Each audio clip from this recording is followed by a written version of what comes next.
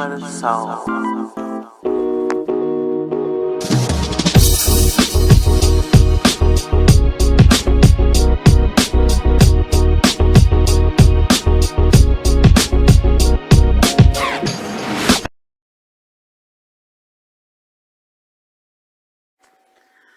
Where are those chucks and pearls now? The Biden-Kamala administration has done nothing short of being inhumane towards the Haitian people.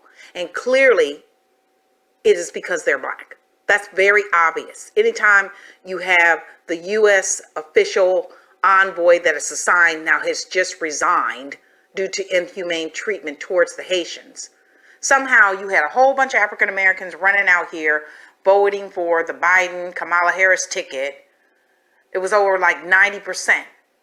And then people were like, well, you know, one or the other. There's other parties to vote for, by the way, in this country. There's the Green Party and various other parties. And if you're saying that your vote won't count because you vote for a different party, your vote doesn't count when you vote for another party in order to avoid the other party, and both parties are not doing anything for you. That's when your vote doesn't count. And in this particular situation, it is very clear that the way that they're treating their immigration policy has everything to do with whether or not you're at the border and you're black, or you're at the border and you're Latino, or you're Afghanistan. And then in fact, if you're black, you can't come in. If you're Latino, you get treatment and get put into a facility, and you get your asylum immigration rights, which are international legal rights, recognized. But when you're black, you don't get any of your legal rights recognized. You get immediately deported, shipped back on a plane to your country. And that is what's taking place under this administration right now. And it's absolutely been ludicrous for all the African American people out there that were talking about, oh, I don't want Trump back in office. I understand that. But then to act as if there's no other party to vote for, and then you act as if you vote for any other party, then your vote won't count. It won't matter because that party won't win. You do not win by voting for another party that's still not going to do anything for the black community of this country. Their obvious immigration policy towards black people is inhumane in this country. But their immigration policy when it comes to Latinos and Afghanistans and anyone else that can pass for white seems to be all right. That is not a win. You don't vote for one party over the other party just so you can put the other party out of office. You vote your interests. And in this particular case, for the past several months, the Biden-Kamala ticket, their administration has demonstrated they do not have the best interests of black people in mind whatsoever. We had the George Floyd bill that was short of passing in terms of what was critically needed to stop police brutality.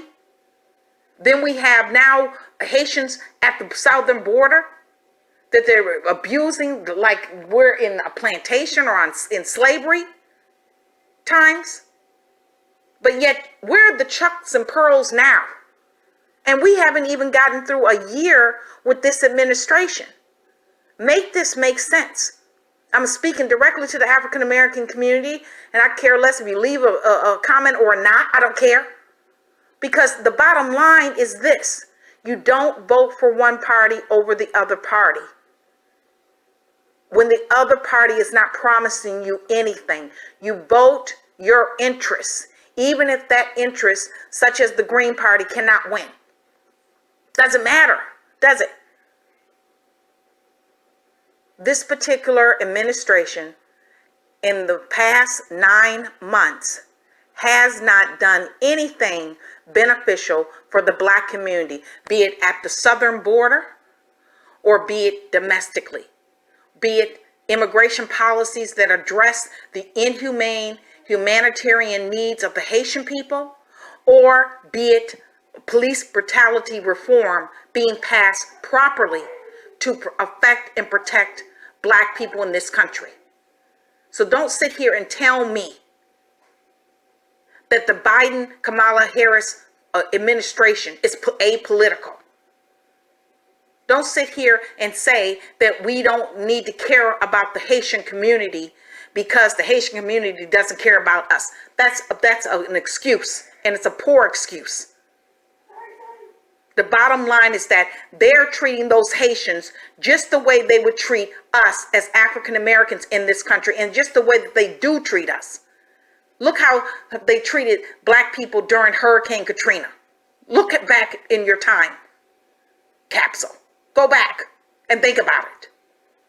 There is nothing different right now between the Biden administration and the Trump administration, as far as I'm concerned, in terms of policy. So get over it.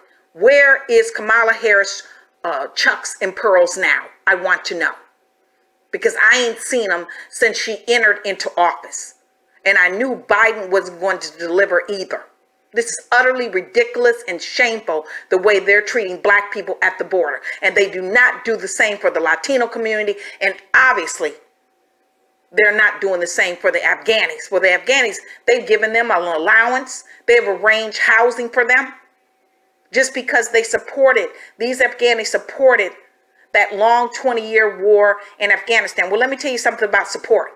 If the Haitians had not supported the U.S., there would be no Louisiana Purchase as we understand it today. And that is never celebrated in this country.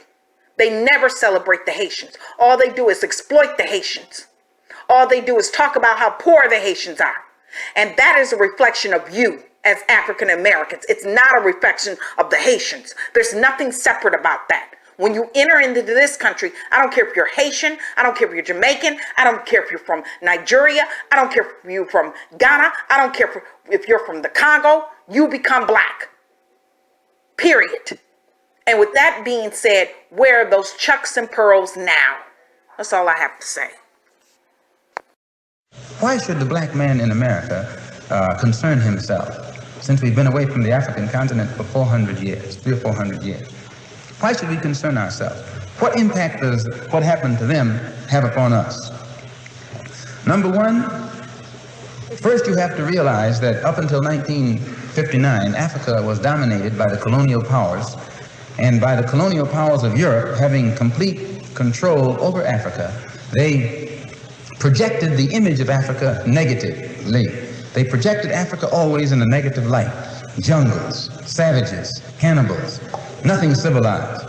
And naturally, it was so negative until it was negative to you and me. And you and I began to hate it. We didn't want anybody to tell us anything about Africa, and much less call us an African. And in hating Africa and hating the African, we ended up even hating ourselves without even realizing it. Because you can't hate the roots of a tree and not hate the tree. You can't hate your origin and not end up hating yourself.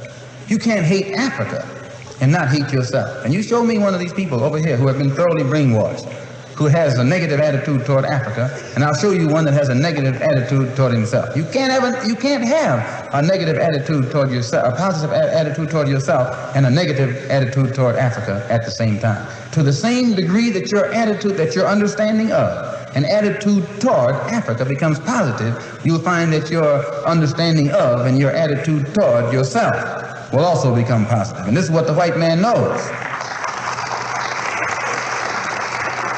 So they very skillfully made you and me hate our African identity, our African characteristics. And you know yourself,